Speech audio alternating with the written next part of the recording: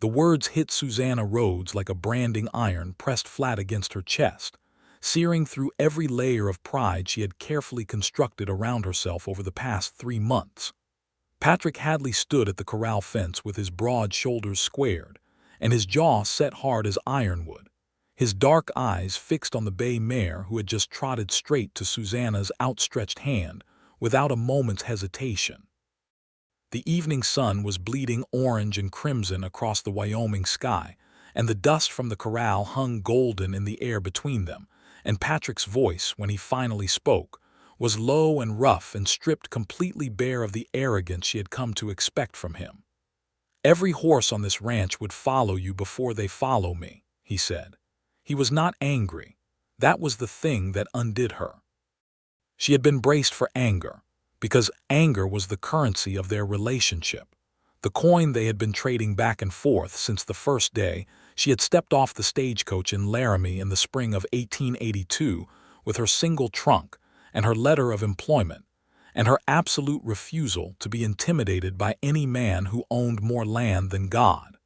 She had braced for his pride to rear up like one of his own stallions. She had braced for sarcasm or dismissal or the cold, cutting silence he was famous for across 3 counties. She had not braced for honesty. And she had absolutely not braced for the look on his face, that unguarded, almost wounded expression that lasted only a half-second before he pulled it back behind his usual walls. But she had seen it. She had seen it clearly, and it changed everything, and she hated that it changed everything, because she had been almost successfully not falling in love with Patrick Hadley for 3 months straight, and that half-second of honesty threatened to undo every bit of work she had put into staying safe. She turned away from him and pressed her forehead against the bay mare's warm neck, and she breathed slowly, and she tried to remember all the reasons that a woman in her position could not afford the luxury of being seen by a man like him. She tried to remember Dallas. She tried to remember the dark past she had fled from, the secrets she was still carrying, the hidden motive behind the newspaper advertisement she had answered, the trap she had walked herself into by coming here, and the forced choice she was still living with every single day.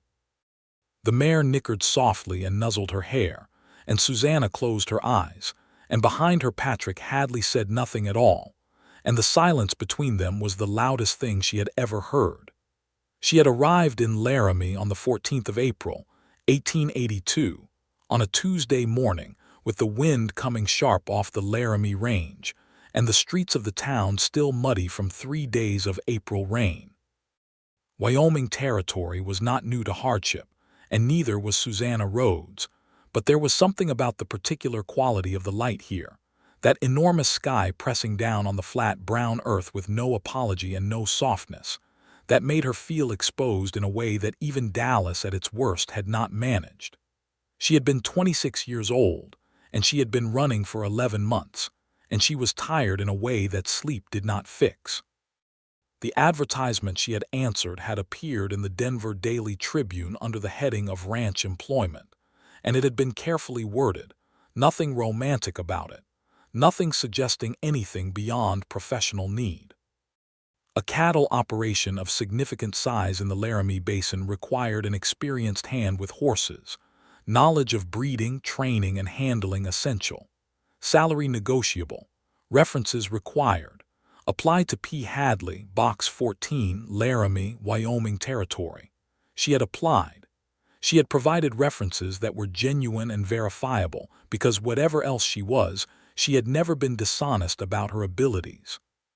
She had grown up on her father's horse farm in Kentucky, had been handling horses since before she could properly read, and whatever had happened in Dallas had not changed that. She had received a brief, impersonal reply informing her that she was hired and should arrive no later than the 15th of April. She had arrived on the 14th, 1 day early, because she had been afraid to risk a delayed stagecoach, and she had no other place to be. The man who met her at the stagecoach station was not Patrick Hadley.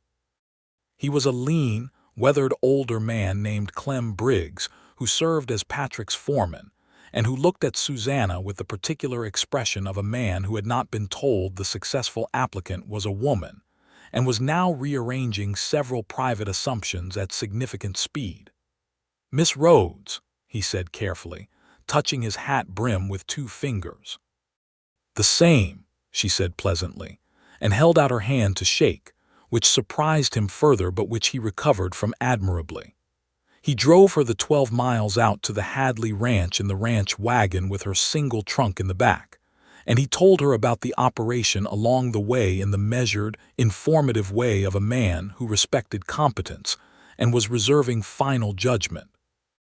The Hadley Ranch, which was called the Double H, ran approximately 4,000 head of cattle on 40,000 acres of Laramie Basin grassland. Patrick Hadley had inherited the core of it from his father at 22, and had spent the 11 years since expanding it through a combination of hard work, sharp dealing, and a refusal to be intimidated by anyone or anything.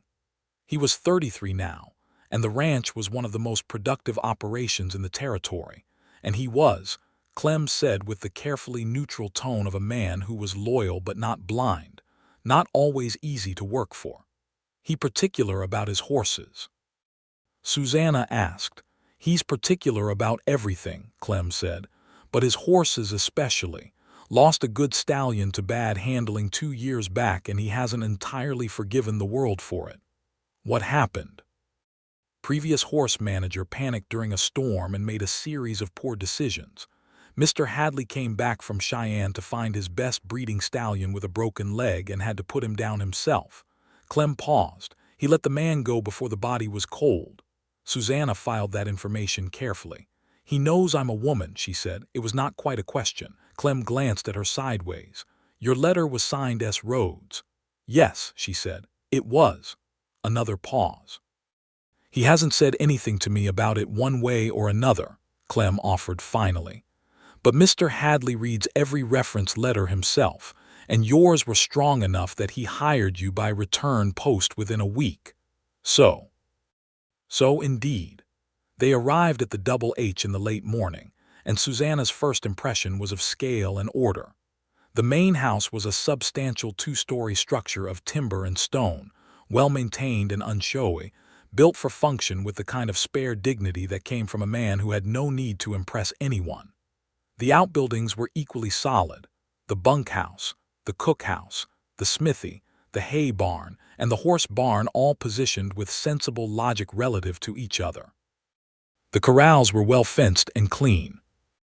There were approximately 30 ranch hands visible at various distances doing various tasks, and every one of them paused to look at the wagon as it came in, and every pair of eyes widened slightly when Susanna stepped down.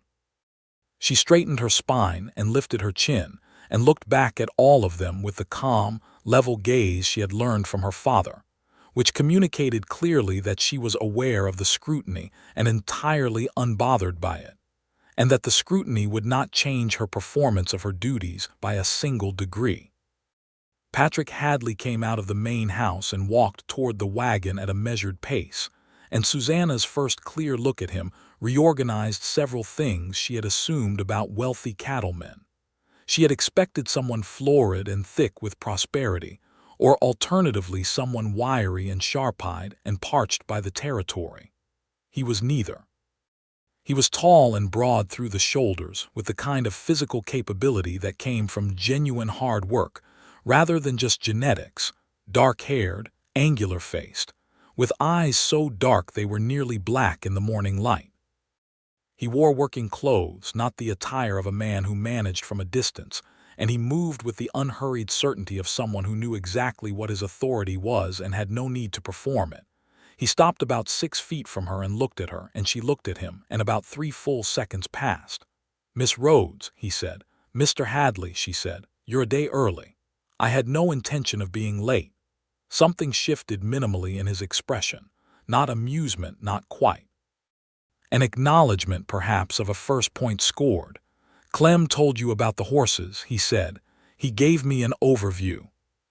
"Come with me," he said, and turned and walked toward the horse barn without waiting to see if she would follow, which told her a great deal about his default mode of operating. And she followed, because she was here to do a job and her pride had already suffered considerably worse than being expected to keep pace with a man who walked like he owned the ground under his feet, which in this case he literally did. The horse barn was impressive. He had 14 horses in current stable rotation, a mix of working quarter horses, 2 breeding mares in foal, 3 young horses in various stages of training, and a black stallion named Navajo who was kept in the last stall and who pinned his ears and showed the whites of his eyes the moment they came within 10 feet of him. "He's been difficult since I bought him in February," Patrick said, his voice carefully even. "He came from a good line, but he's got some history I wasn't fully informed about when I made the purchase. I need him rideable by September or he's a liability." Susanna looked at Navajo for a long moment. The horse was watching her from the far corner of his stall with his nostrils wide and his ears moving rapidly. She could read the anxiety in every line of him, the braced hindquarters, the elevated head carriage, the shallow breathing. This was not a mean horse. This was a frightened one. "What did they do to him?" she said quietly. Patrick was silent for a moment. "I don't know the full extent of it," he said, "but the man I bought him from was not known for patience." "I'll need time and quiet with him," she said. "No rushing and no audience." "Whatever it takes," Patrick said, and she could hear something behind those 3 words, something urgent and almost raw, and she thought of what Clem had told her about the stallion with the broken leg, and she understood that this was not entirely about this horse. This was about something Patrick Hadley was still carrying. "All right," she said simply. The first weeks were a careful negotiation of territory, and not only with the horses. The ranch hands were a mixed reaction. Some of the older ones skeptical in the way of men who found the entire concept of a female horse manager somewhere between baffling and offensive. Some of the younger ones curious in a way she had to manage carefully. And a few, Clem chief among them, who watched her work for about 3 days, and then treated her thereafter with the uncomplicated respect they gave to anyone who demonstrably knew what they were doing. Patrick himself maintained a professional distance that was so precise it was almost its own kind of message. He checked on her work once a day, asked practical questions, gave her everything she asked for in terms of supplies and time and access, and otherwise left her entirely alone.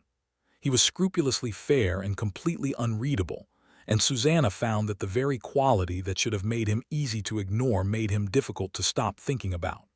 She made herself stop thinking about it and focused on the horses. Navajo was her primary project and her most complex challenge. She began by simply being present in his space without asking anything of him at all, sitting in the barn corridor outside his stall for an hour each morning and evening, reading or mending or simply sitting, letting him grow accustomed to her specific scent and the specific quality of her presence. By the end of the first week, he had stopped pinning his ears when she came in. By the end of the second, he was approaching the stall door when she arrived.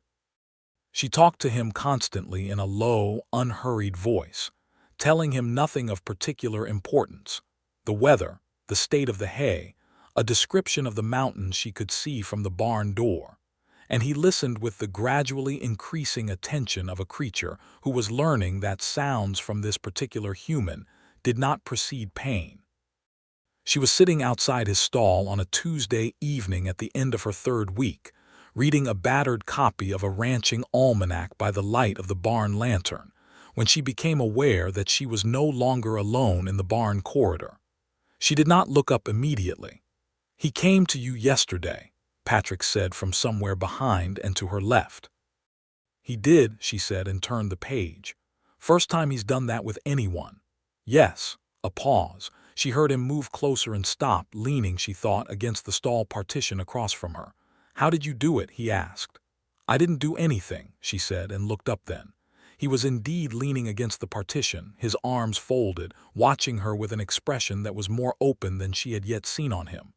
"That's the thing about frightened horses, Mr. Hadley. You cannot make them trust you. You can only make yourself trustworthy and wait for them to notice."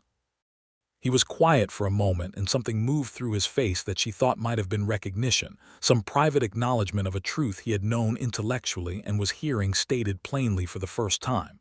"How long have you been working horses?" he asked. "Since I was 4 years old," she said.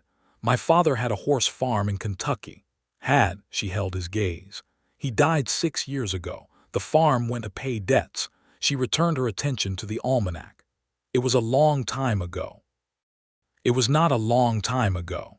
It still ached with the particular consistency of an old wound that had never quite healed right. But she had learned to keep her history in its box and her box in its place. "I'm sorry," Patrick said, and the simplicity of it caught her off guard, and she had to breathe carefully for a moment before she could respond. "Thank you," she said. He left shortly after, and she sat in the warm barn smell of hay and horse and lamp oil, and she had a serious internal conversation with herself about the nature of professional relationships and the importance of keeping things clear. The problem was that Patrick Hadley was not cooperating with her efforts to keep things clear. He had not done anything overtly inappropriate. He had not crossed any line that she could point to and name. But there was something in the way he had begun to find reasons to be in the barn when she was there. Something in the way he asked her questions about the horses that were longer and more interested than necessary. Something in the way his eyes found her across the yard with a frequency that she was increasingly sure was not accidental, that was dismantling her certainties one careful chip at a time.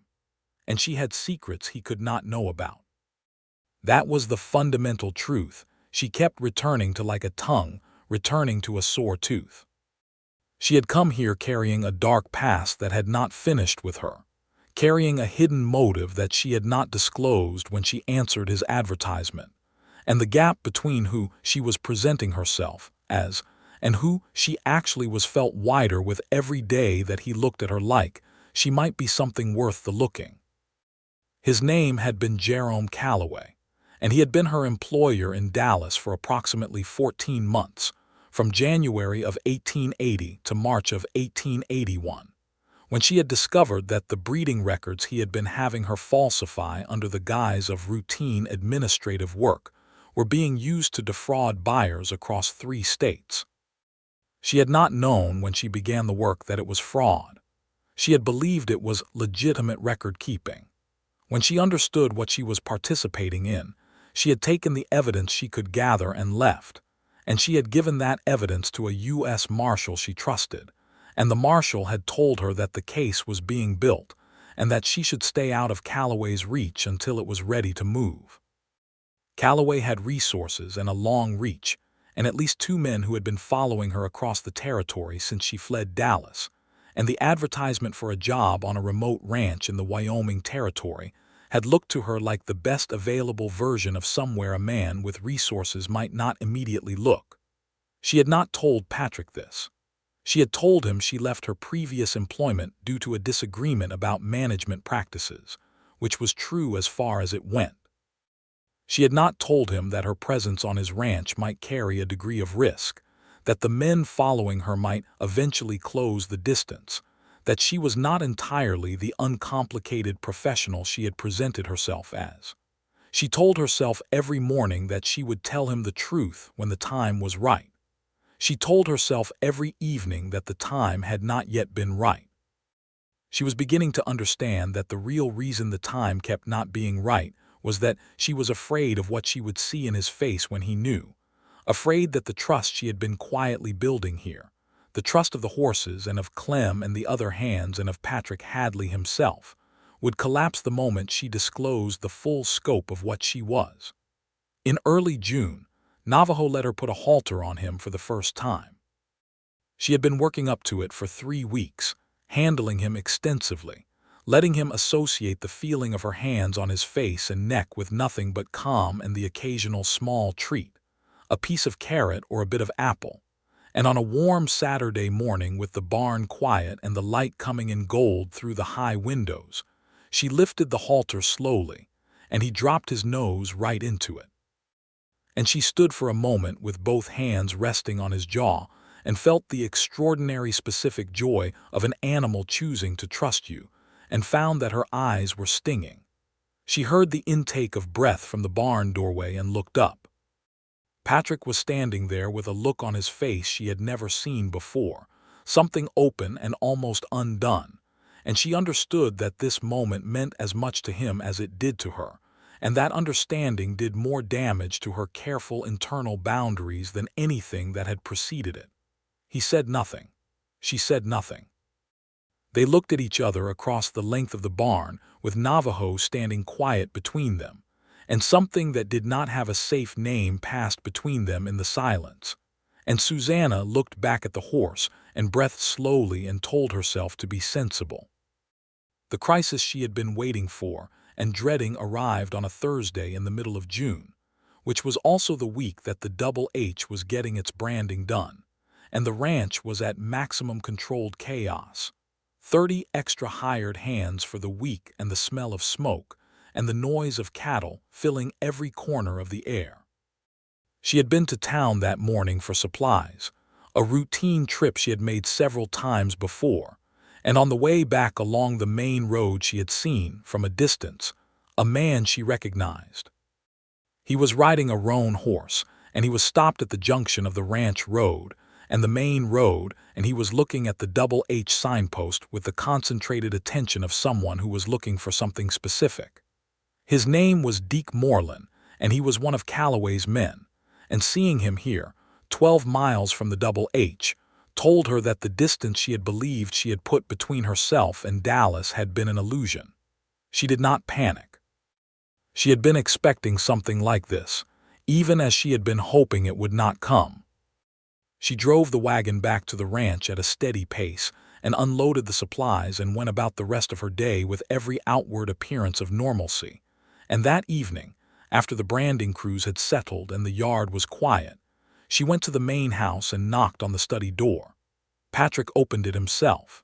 He was in his working clothes still, which she had noticed was typical of him even in the evenings, a man who did not put on different clothes to sit at a desk.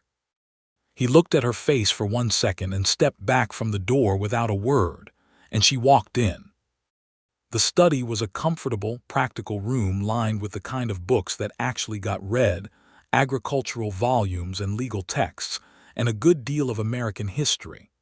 There was a large desk covered in organized papers and a pair of leather chairs near the cold fireplace. He gestured at one of the chairs and she sat, and he sat across from her, and he waited. She told him everything. She had decided on the walk across the yard that she was done waiting for the right time, because there was no right time. There was only the obligation to tell the truth before the truth caused harm to someone who did not deserve it. She told him about Dallas and Jerome Calloway and the fraud in the U.S. Marshall and the evidence and the men who had been following her.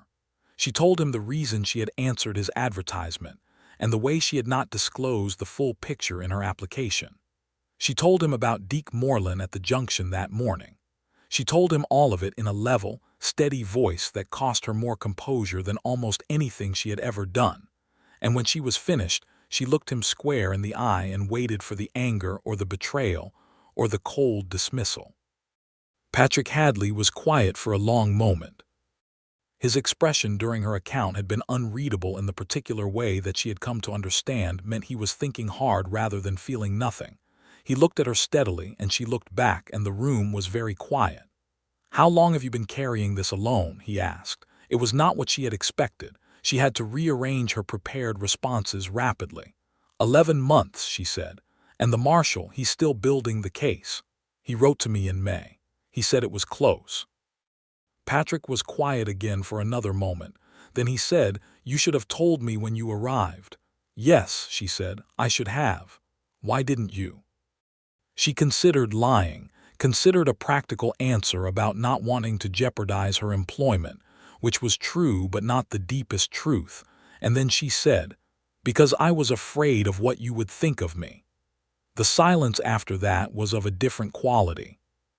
Something in Patrick's expression shifted, something warmed, and it was that warmth that was the most frightening thing of all, more frightening than Deke Moreland at the junction or Jerome Calloway's long reach or the uncertainty of her situation.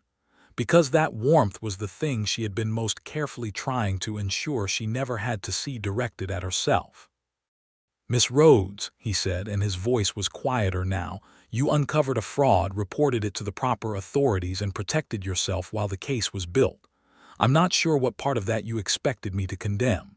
She opened her mouth and closed it again. "You should have told me about the risk to the ranch," he said. "That was the part that was mine to know. As for the rest of it, that was your history, and you were entitled to share it or not as you chose." He paused. "But I would have liked to know sooner." She sat with that for a moment. "You're not angry," she said. "I'm concerned," he said. "If Moreland is at the junction, he may know already where you are. I need to know how many men Calloway is likely to send." They talked for another hour about practical arrangements, and Patrick sent 2 of his most trusted hands to ride the perimeter roads with specific instructions about watching for strangers, and he wrote a telegram to the U.S. Marshal in Denver that she helped him compose. And when all of that was done and she stood to leave, he said, "You're safe here, Miss Rhodes. I want you to understand that."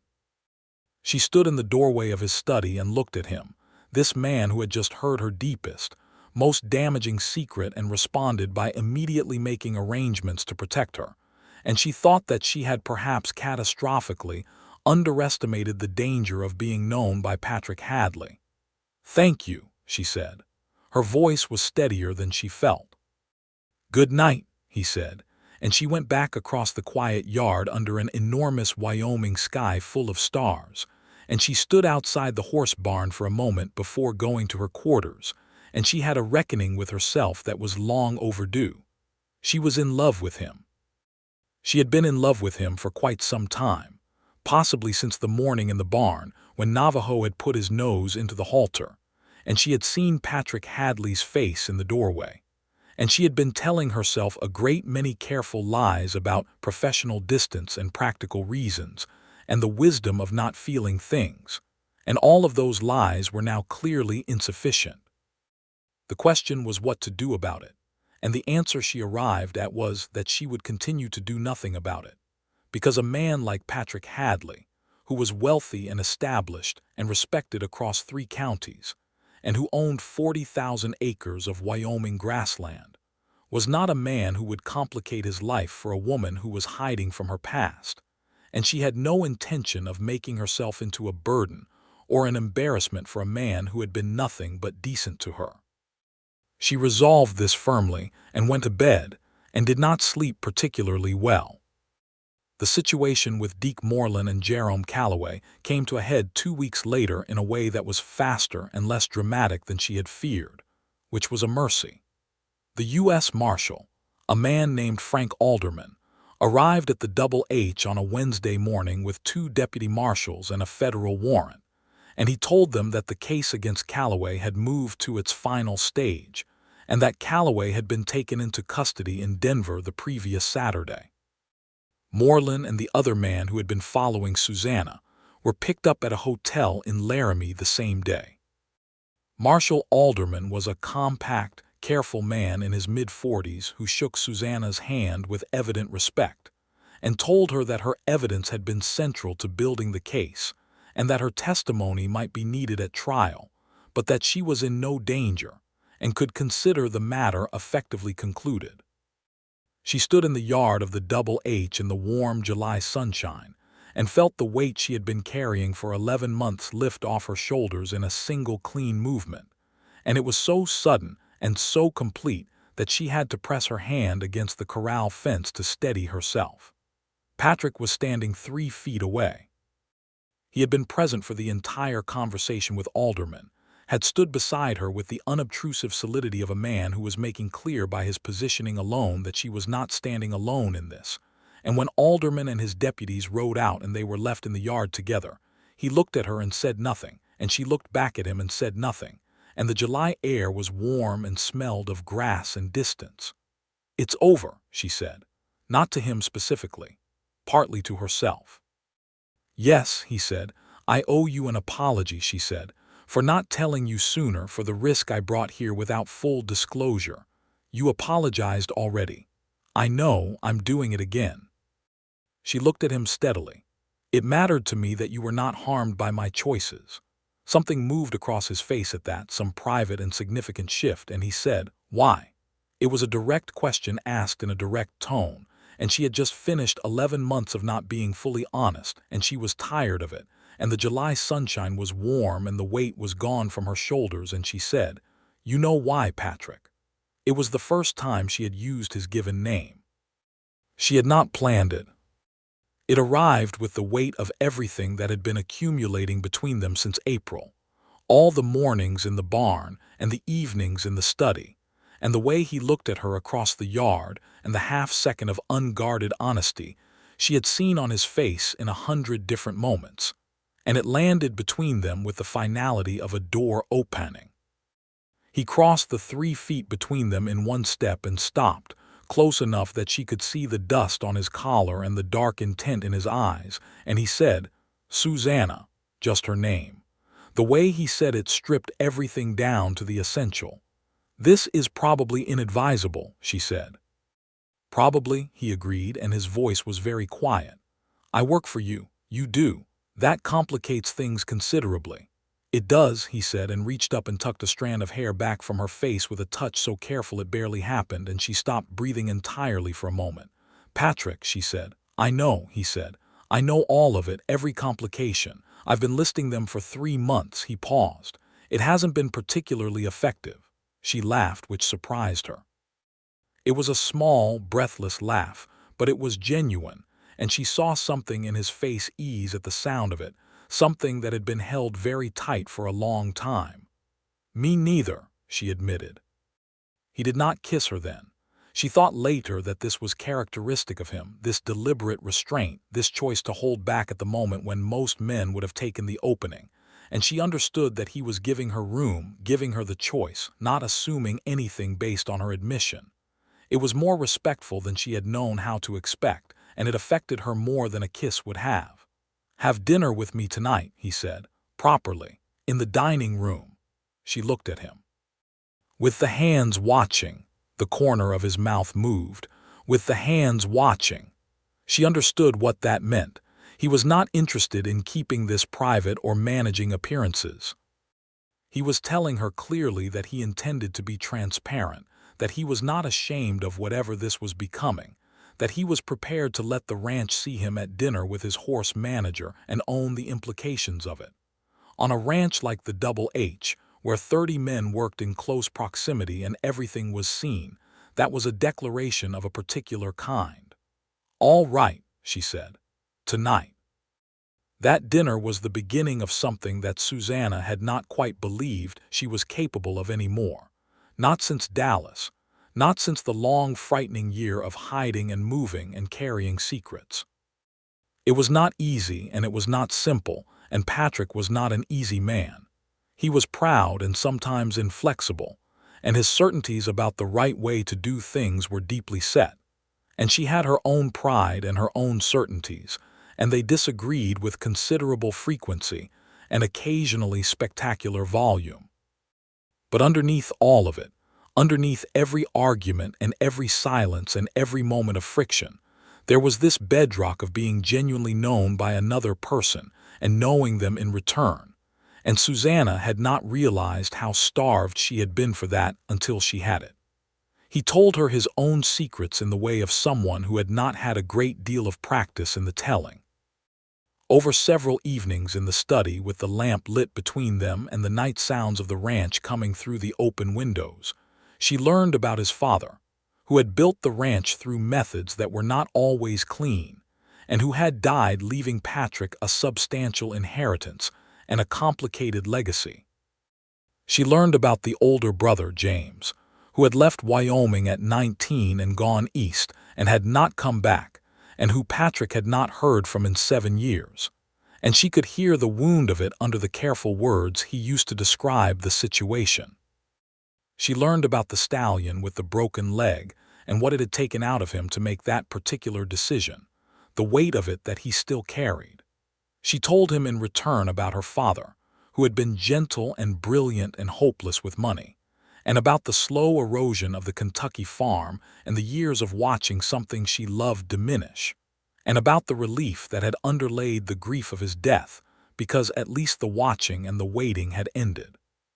She told him about the early years in Texas, the legitimate work she had done before Dallas, and she told him more about Dallas than she had told him the first time, the parts she had left out because they had been too personal and too painful.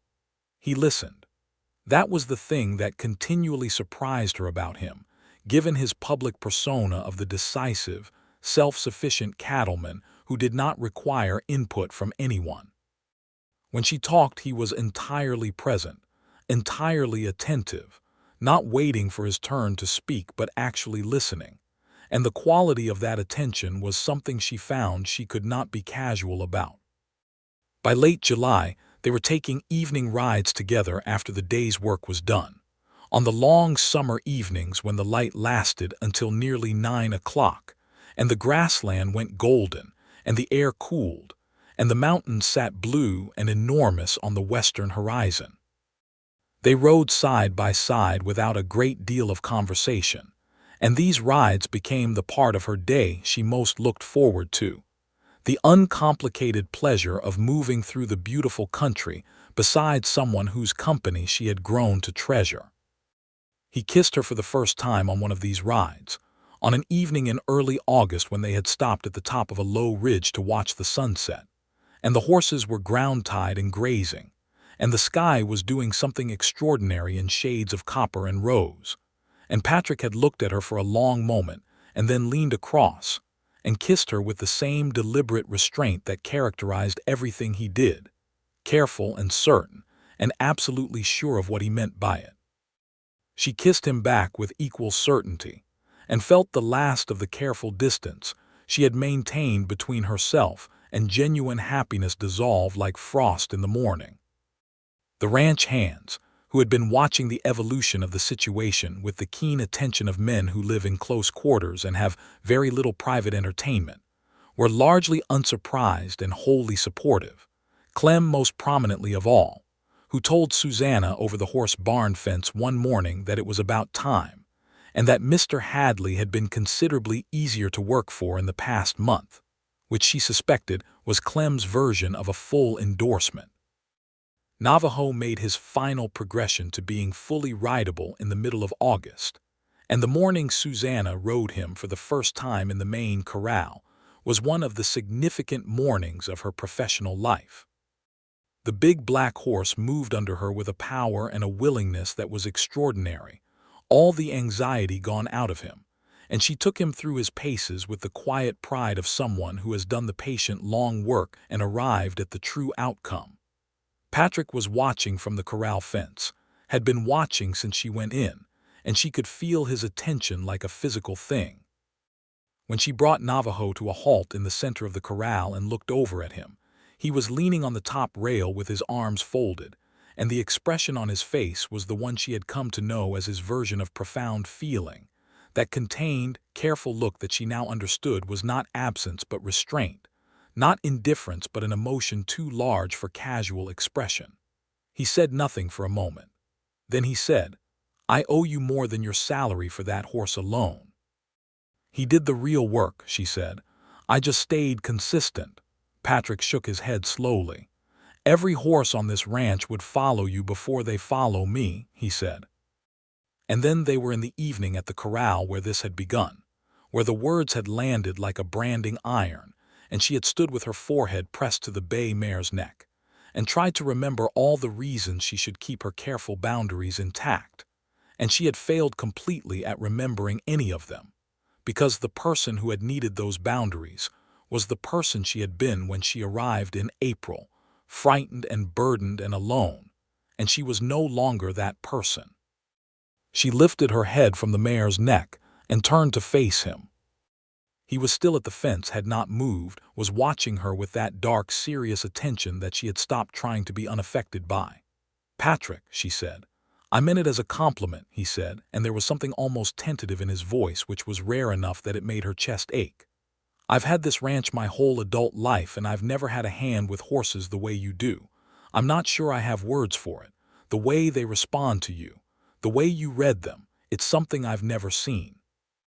"You have the same gift," she said. You just don't trust it the same way." He blinked. "What?" "You're wonderful with your horses," she said, and moved to the fence and put her hands on the top rail beside his, close enough that their arms were almost touching. "You've always known what they need. You just get in your own way with wanting the result too quickly. You're impatient with yourself, Patrick, and they feel it." He stared at her. Something shifted in his face, some deep internal rearrangement. "That's possibly the most truthful thing anyone has ever said to me," he said quietly.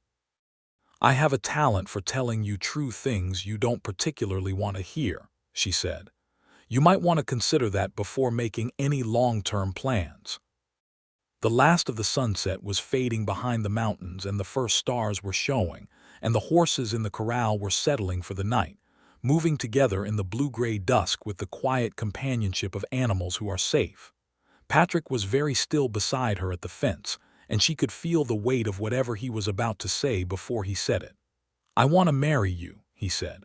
She had known it was coming and it still stopped her breath. "Patrick." "I am aware that this is sudden by any conventional measure," he said. "Although by any honest measure we've been building toward this since April and it's now August, which is 4 months, which is not sudden at all." "You're making your case like it's a land deed negotiation," she said. "I'm making my case in the only way I know how," he said. "With facts." She looked at him in the gathering dark. This proud, complicated, fundamentally decent man who had listened to her worst secrets, and arranged to protect her and kissed her in the copper and rose light of a Wyoming sunset, and now wanted to marry her. And she thought about the farm in Kentucky, and the years in Texas, and the frightening year in Dallas, and the 11 months of running, and how she had arrived here on a Tuesday in April with a single trunk and a desperate need for somewhere to be. And how somewhere along the route of the next 4 months this place had become home, and this man had become the center of it. "I don't want to stop working with the horses," she said. He frowned. "Why would you? Some men would expect it." "Some men are fools," he said flatly. "The ranch needs your skill and so do the horses, and I have no interest in making you less than what you are. Susanna, I want a partner, not an ornament." She looked at him for another long moment. "Yes," she said. He blinked. "Yes. Yes," she said again. "I'll marry you." He let out a breath that she realized he had been holding for quite some time, and he reached across and took her hand from the fence rail and held it. And the gesture was so simple and so deliberate and so entirely characteristic of the way he did everything that it made her love him more precisely and more specifically than she had known was possible. "All right," he said. His voice was not entirely steady. "Good." "Good," she agreed, and leaned her shoulder against his. And they stood at the corral fence in the last of the summer light with their hands linked, and the horses settling in the dusk around them. And it was one of the finest moments of her life. They were married in September of 1882 in the Laramie Church, a straightforward ceremony that Susanna privately appreciated for its lack of performance.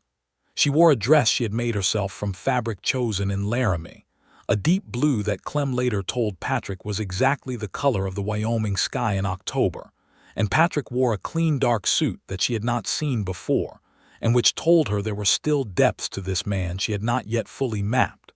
Clem stood up for Patrick. The entire ranch crew attended, filling the small church with the smell of soap and good intention, and several of the neighboring ranchers and their families came as well.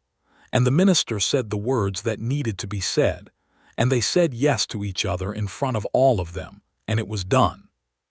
The reception was at the ranch, because there was no adequate building in town for 40 people, and the cookhouse produced a remarkable meal, and someone had arranged for a fiddle player from town. And the long Wyoming evening that followed was one of those occasions that settle into a community's memory as a touchstone, something right and warm and genuinely celebrated. Susanna danced with Clem and with 3 of the ranch hands and eventually with Patrick, who danced with the careful precision of a man who had learned the steps formally and practiced them rarely, and she let him lead and did not comment on the precision. And he looked at her once in the middle of the dance floor with the lamplight warm around them and said quietly, "You're a generous woman," and she said, "I'm a strategic one," and he laughed. a real laugh that she felt through his hand at her waist. And she thought that hearing him laugh was one of the best things in the world. The autumn of 1882 deepened into a Wyoming winter that was serious and beautiful in equal measure. And Susanna found that she loved the ranch in winter in a particular way that was different from the summer love. The crisp enormity of it, the way the snow on the Laramie Range turned everything to a different kind of grandeur, the intimacy of the shortened days and the long evenings by the fire in the study where she and Patrick had learned to occupy the same space with the comfortable ease of people who had found their fit. She continued her work with the horses through the winter, the management and training and health care of the barn horses, and she began in November what would become a significant project for the Double H, a breeding program for the quarter horses that she had designed carefully over the autumn based on the bloodlines she knew and the ranching needs of the territory. Patrick was an engaged collaborator on this, and their working relationship, which had always been productive, became something sharper and more satisfying now that it was built on the foundation of full honesty and genuine partnership. A letter arrived from James Hadley in December. It came with the weekly mail from Laramie, and Patrick held it for a long time before opening it, and Susanna sat across from him in the study and did not speak, because she could see from the way he was holding the envelope that this required whatever silence he needed. He opened it finally and read it, and when he was done, he set it on the desk and sat quietly for a moment. "He's in Philadelphia," Patrick said. "He has a wife and 2 children." A pause. "He says he's sorry for how long it's been." Susanna waited. "He heard I'd gotten married," Patrick said. "He wants to write more regularly." "What do you want?" she asked. Patrick looked at her. "I don't know yet," he said honestly. "Then you don't have to decide tonight," she said. He nodded slowly. He wrote back to James in January, a short, careful letter that she helped him draft and that took 3 evenings to get right, and James wrote back in March with a longer letter that contained photographs of his family. And slowly, carefully, the correspondence built into something that was not yet the relationship they had lost, but was at least the beginning of a road that might get there. Susanna discovered in February that she was expecting a child, and she told Patrick on a Sunday morning before breakfast, with the winter light coming blue and clear through the bedroom window. And his reaction was one of those moments she put in the category of things she would carry with her for the rest of her life. He sat very still for about 4 seconds, and then he reached for her hands and held them and said her name once, just her name, in a voice that was rough and full and entirely without any of his usual restraint. And she put her forehead against his, and they stayed like that for a long time in the blue morning light. She worked through her pregnancy with adjustments to the physical demands, but without stopping, because the horses needed her, and she needed the horses, and there was no good reason to treat the natural state of expecting a child as an incapacitating illness. And Patrick supported this decision practically and consistently, even when she could see he was fighting his instinct to wrap her in cotton wool. Their son was born in October of 1883, in the house that Patrick had built, delivered by the doctor from Laramie, and attended by 2 of the neighboring ranch wives who had become Susanna's friends over the past year. They named him Thomas Cornelius Hadley, Thomas for Susanna's father and Cornelius for Patrick's grandfather, and he arrived in the world at 2 in the morning of a Tuesday during a windstorm, with the specific emphatic determination that would characterize most of his subsequent behavior, and he was perfect.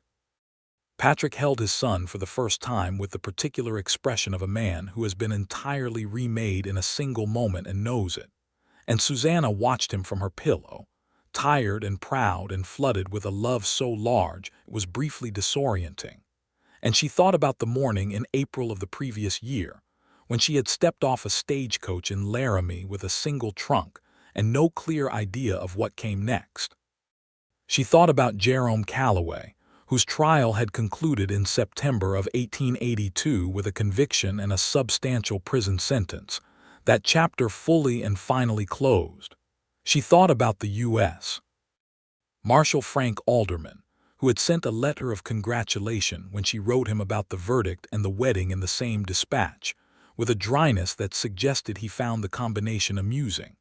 She thought about Navajo, who was now the finest working quarter horse on the Double H, and who still came to Susanna first and always. And she thought about what Patrick had said at the corral in the golden August dusk. Every horse on this ranch would follow you before they follow me. She had understood it that evening as a form of honesty from a proud man, as the thing he was able to say that contained the thing he was not yet ready to say directly. What she understood more fully now, with a year and a half of this life behind her and her husband's arms around their newborn son, was that he had also been telling her something about the kind of man he was, a man who could see and acknowledge when someone else had surpassed him at something he cared about, who did not need to diminish her gift to preserve his sense of himself, who told her the true thing even when the true thing was complicated, and that this quality, this fundamental fairness, was at the absolute center of why she loved him. Thomas grew from the emphatic infant into an emphatic toddler, and then an emphatic small boy with his father's dark coloring and his mother's precise relationship with horses, which manifested early and completely.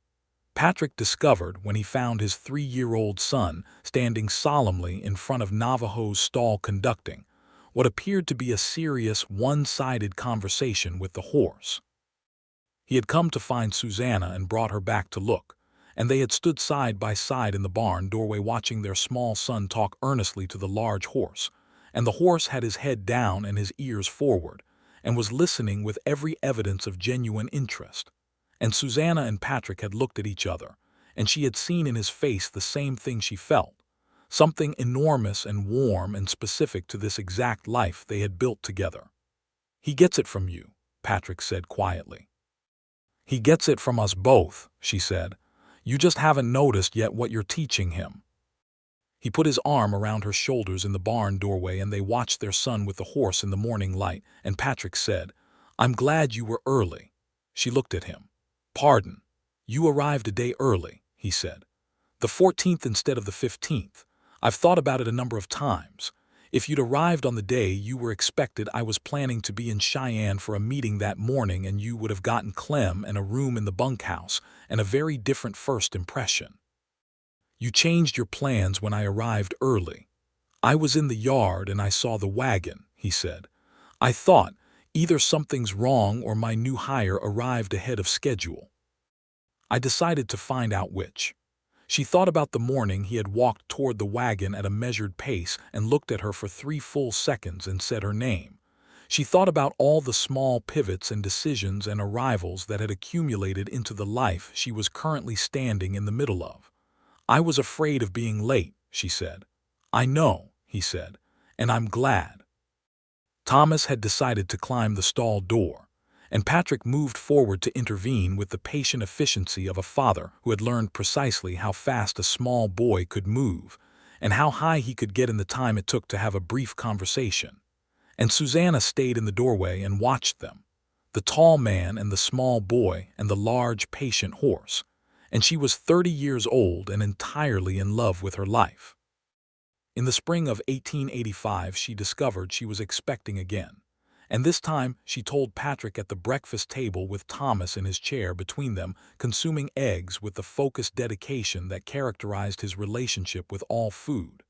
And Patrick looked across the table at her and smiled the full, unguarded smile that she had learned was reserved for moments he considered entirely good.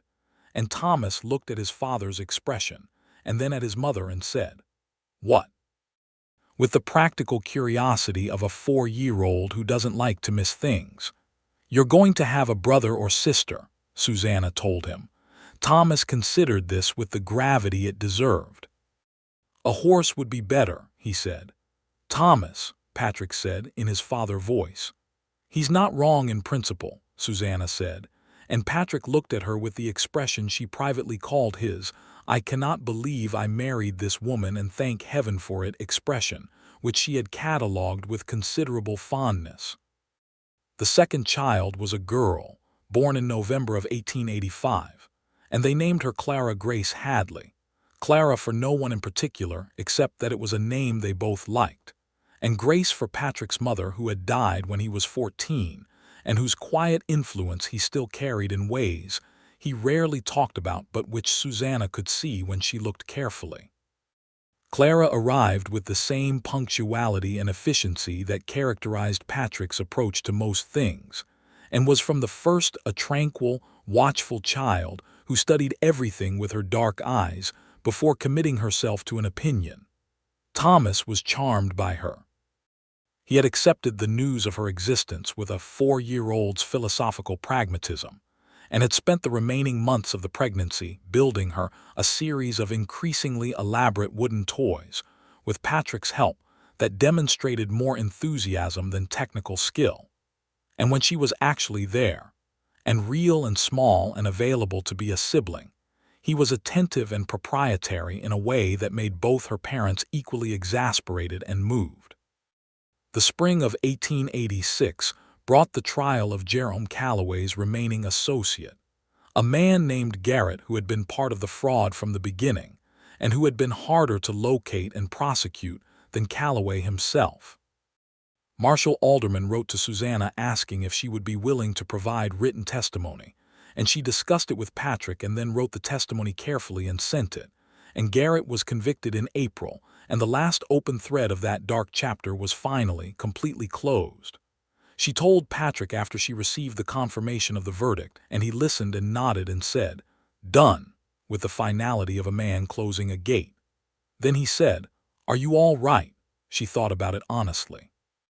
"Yes," she said, "I'm better than all right. I'm glad it's closed." "Good," he said, "so am I."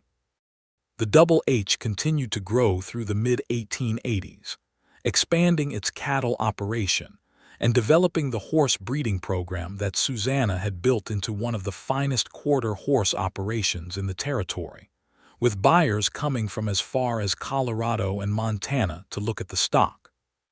Patrick's reputation as a cattleman was considerable already, but the horse breeding operation added a dimension to the ranch's reputation that he had not anticipated, and which gave him a visible and specific pride that Susanna found particularly endearing because it was pride in her work, not in his own. He told her this once in the study one evening when they were reviewing the records for the year, and he said it simply and directly in the way of a man who had gotten considerably better over 4 years at saying the true thing directly instead of finding a sideways route to it. "Everything that's grown here since you came is partly yours," he said. "I want you to know I know that." "It's ours," she said. "That's not a minor distinction." He looked at her across the desk. "No," he said, "it's not." Clem Briggs retired in the autumn of 1887 at the age of 62, and the party the ranch crew threw him was one of those evenings that sat in the same category as the wedding reception, warm and real and remembered. He was given a small house on the property's eastern edge which Patrick had built for the purpose, because Clem had no family elsewhere and the Double H was his home, and he lived there contentedly and continued to have opinions about the management of the ranch which he delivered to Patrick and Susanna on a regular basis, with the comfortable authority of a man who has earned the right. His replacement as foreman was a 28-year-old Texan named Robert Vega who had been with the ranch for 3 years, and whose judgment and character Susanna had assessed carefully before adding her view to Patrick's own, and they were in complete agreement, which had long since ceased to surprise either of them.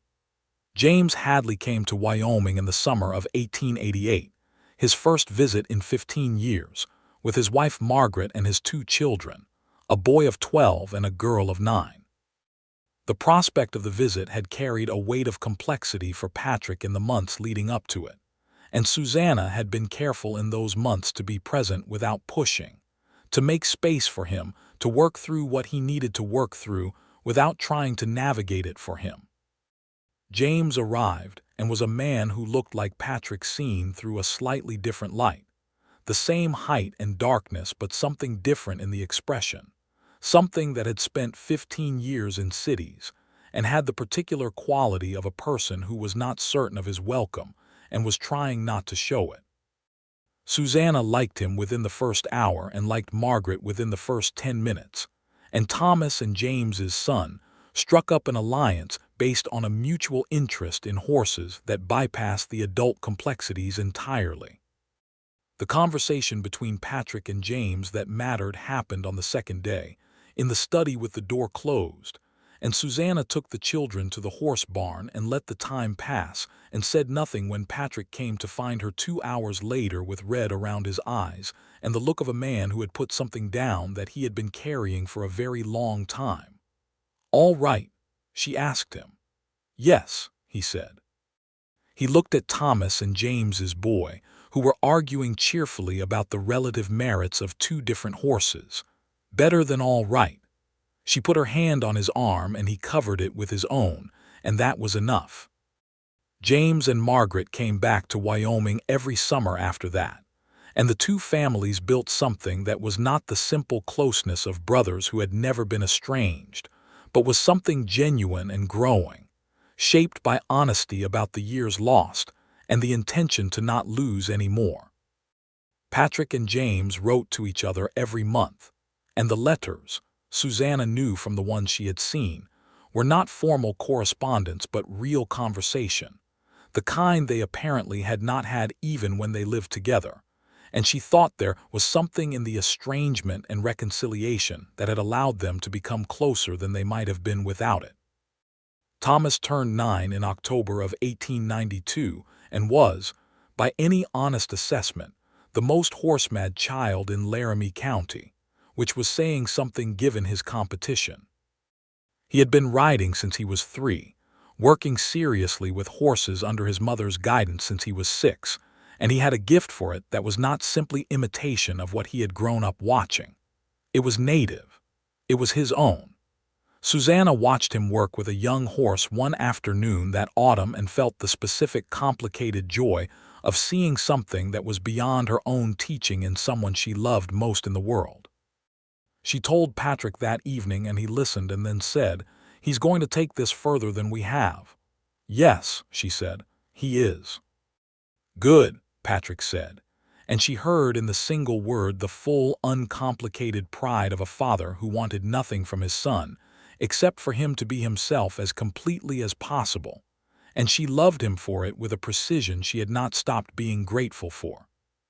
Clara at 7 was developing her own particular relationship with the horses, different from Thomas's, more patient and more analytical, approaching the animals with a scientist's careful observation rather than a poet's intuitive connection. And both approaches were valid, and both children were remarkable. And Susanna said this to Patrick, and he agreed without any of the competitive qualifications that some fathers would have brought to the comparison. They added a third child to the family in 1893, another son, born in June when the Wyoming summer was at its most magnificent.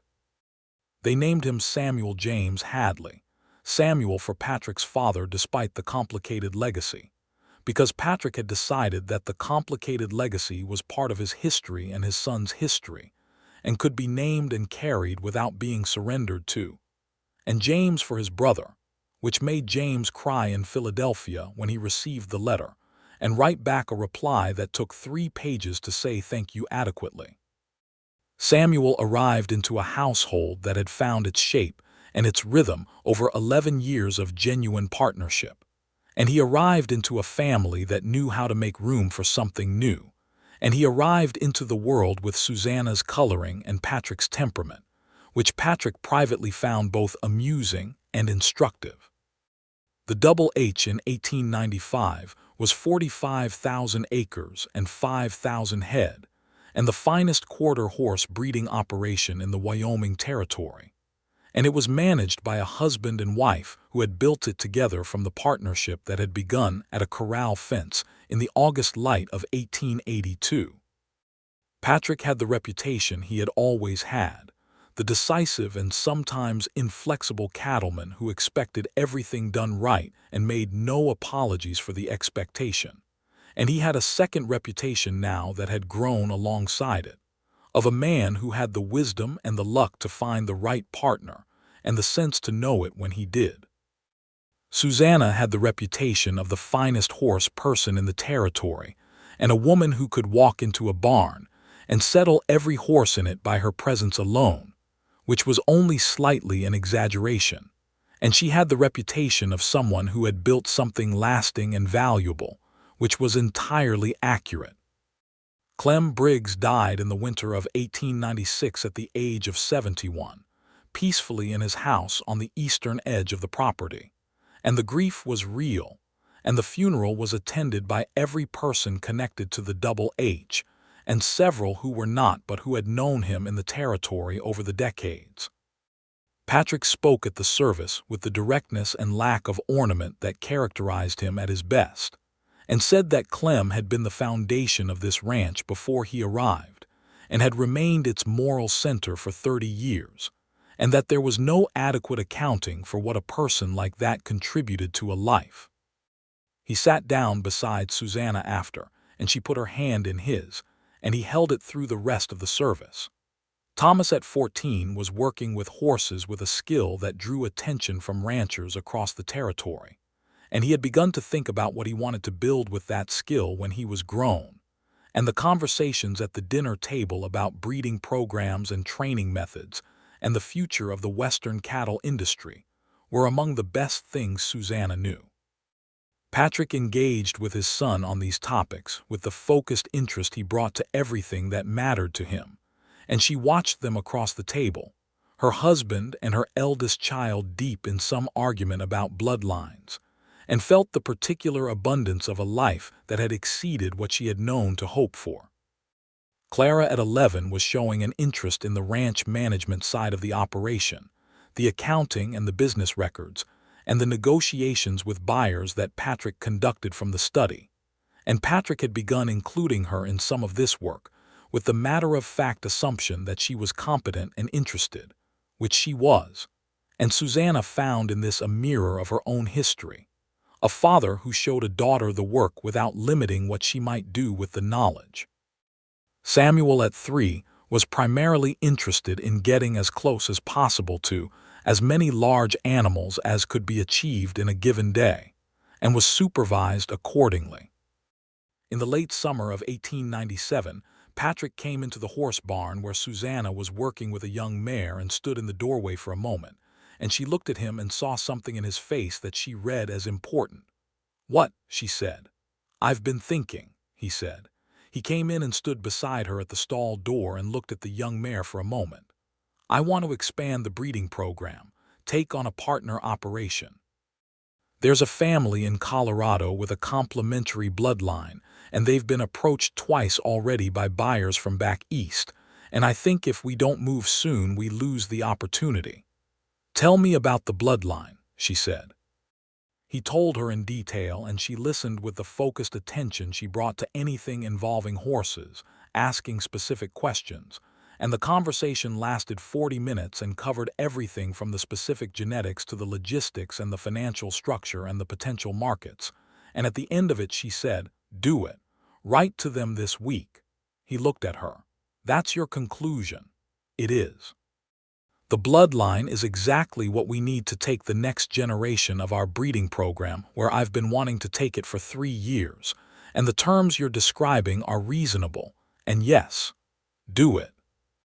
He was quiet for a moment with the expression she recognized as his version of being moved.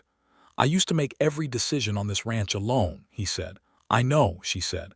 "I don't know how I did it," he said, not as complaint as genuine assessment. "You were very stubborn," she said, "and quite good at it, but this is better." He looked at her with those dark eyes that had become the most familiar landscape in her world, and he said, "Yes, it is." She reached up and touched his face, and he turned his head and pressed a kiss to her palm with the unhurried intentionality that 15 years had not changed, and the young mare blew softly in her stall behind them, and the Wyoming afternoon was warm and gold outside the barn doors.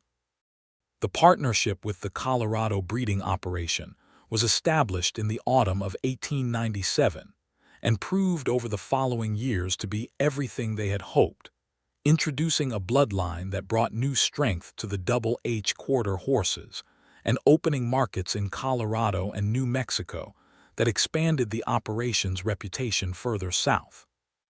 Patrick and Susanna made the trip to Colorado twice a year to meet with their partners, a couple named the Mornos who had been in the horse business for 2 generations and who became genuine friends alongside the professional relationship. And these trips became a pleasure as much as a business necessity. Thomas completed his formal education in Laramie in 1898 and stayed on the ranch, as everyone who knew him had predicted he would, taking formal responsibility for the breeding program under his mother's guidance, and bringing to it the combination of her intuitive knowledge and his own analytical rigor that produced results that surprised even Susanna. He was a young man of 17 with his father's build and his mother's patience, and a gift for horses that was entirely his own, and watching him work made Susanna feel the specific complex pride of a teacher who has been surpassed. Clara at 15 had grown into the ranch's unofficial financial manager, which had happened organically enough that it was accomplished before anyone quite noticed it was happening, and Patrick had made it official by the simple mechanism of asking her opinion on every financial decision, and following it more often than not. She was systematic and unsentimental in her analysis, and had an instinct for the market that Patrick described as better than his own, which coming from Patrick Hadley was a significant statement.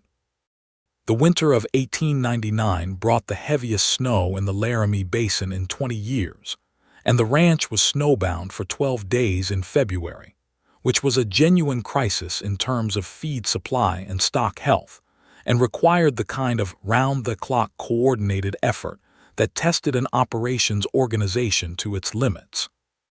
Patrick and Susanna and Thomas and Robert Vega and the entire crew worked those 12 days with the shared intensity of people who love the thing they are protecting, and came through it with the loss of 14 head of cattle and 0 horses.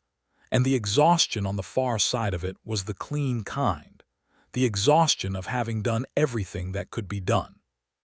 They sat together in the kitchen afterward, Patrick and Susanna and Thomas and Clara and Samuel, who at 6 had done his part by staying sensibly out of the way and providing regular reports on the weather from the window.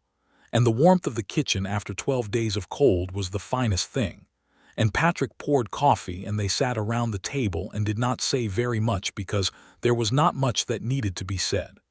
Samuel at 6 said, "Can I have a horse now?" Everyone at the table was too tired to argue, and Patrick said, "Yes." And Samuel's expression achieved something close to religious ecstasy, and Susanna put her head on Patrick's shoulder and laughed, and he put his arm around her and held her. And in the comfortable kitchen at the center of their built life, the new century that was less than 2 years away waited patiently while the double age rested and recovered and held together. The horse they chose for Samuel was a small bay gelding with a patient temperament and a cooperative nature, and they gave it to him in the spring of 1900 as an official gift to mark both the new century and his 7th birthday. And Samuel named him captain with the seriousness of someone making an important decision, and proceeded to conduct an intensive introductory program that bore a striking resemblance to his mother's approach to new horses. Patient and consistent and quietly confident. "He's been watching you for years," Patrick said to Susanna as they watched Samuel in the round pen with the gelding. "He's been watching us both," she said. There was a letter from James in April of that centenary year that contained news of his own, his son and daughter both grown now, his son newly married and expecting a child, which would make James a grandfather before Patrick. Patrick read this information with the expression of a man who was processing a significant rearrangement of his sense of time's passage, and Susanna read the letter over his shoulder and said, "We'll be great-aunt and uncle before we're grandparents." And he said, "I'm not certain that's better." And she laughed and he smiled the full smile at the sound of it, exactly as he always had. Thomas was engaged to marry in the summer of 1900.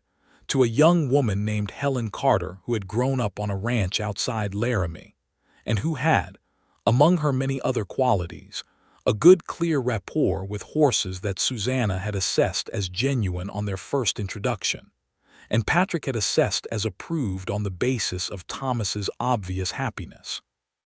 The wedding was planned for September, and the preparations were complicated enough that Clara's organizational abilities became the primary force holding them together, which she managed with the brisk efficiency of someone who had grown up watching two parents run a large cattle operation.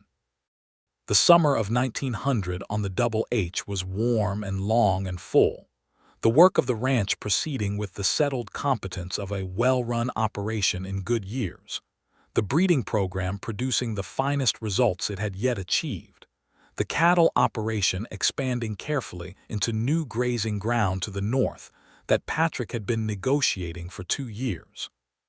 Susanna rode with Patrick most evenings still, the long Wyoming evenings that were the great luxury of these latitudes in summer, and they were not always the same rides they had taken in 1882 because they were not the same people. They were people who carried 18 years of shared history, and a marriage that had been tested by everything ordinary life provided, and had come through each test with more depth than it had before. And the evening rides were quieter now than they had been in the early years, but no less valuable, no less necessary. One evening in July they stopped at the top of a ridge, not the same ridge as the August evening 18 years before, but one of similar character, with the sunset doing its extravagant business in the west and the mountains receiving it with dignity. They sat on their horses in the cooling air, and Susanna said, "Do you remember what you said to me at the corral in August of '82? Patrick looked at her. "About the horses. Every horse on this ranch would follow you before they follow me," she said. He was quiet for a moment, looking at the sunset. "I remember," he said. "I was trying to tell you something without the nerve to say it directly." "I know," she said. "I understood that at the time. And I was terrified," she said honestly. "I had spent 4 months very carefully not falling in love with you, and you said that, and I could feel every brick of that particular wall come down." He turned to look at her. The sunset was behind him and his face was in shadow, but she knew it entirely, every line and angle and expression. "You were already in love with me in August," he said. "It was not quite a question." "I was in love with you by May," she said, "possibly April." A pause. "I was in love with you by the end of the first week," he said. "You were sitting outside Navajo's stall with your almanac, and you told me I couldn't make a horse trust me. I could only make myself trustworthy and wait." She looked at him. "That early. It was the most useful thing anyone had ever said to me," he said, "about horses or anything else." She was quiet for a moment, taking that in, the 18 years it had traveled through, the weight and the warmth of it. "We lost a fair amount of time being careful," she said. "We didn't lose it," he said. "We spent it building something worth having." She looked at him in the fading light and thought about all of it.